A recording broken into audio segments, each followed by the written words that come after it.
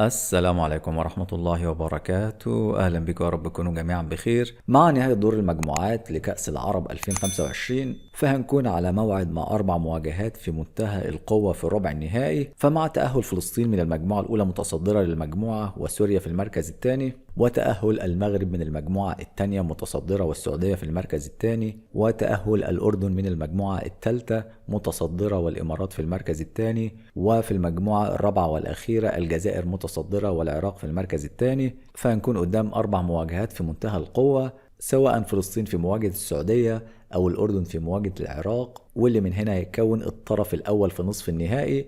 الفائز من كلا المباراتين هيواجهوا بعض، بينما على الطرف الثاني المغرب في مواجهة سوريا والجزائر في مواجهة الإمارات، والفائز في كلا المواجهتين هيواجهوا بعض في نصف النهائي، واللي بالتأكيد ممكن نكون قدام نصف نهائي ناري في المواجهتين الحقيقة. سواء تأهل المنتخب الفلسطيني أو المنتخب السعودي من المواجهة الأولى، فالمتأهل هيكون على موعد مع مواجهة قوية في نصف النهائي، سواء المنتخب الأردني أو المنتخب العراقي، واللي يعتبر منتخبات النصف النهائي ده كلها آسيوية.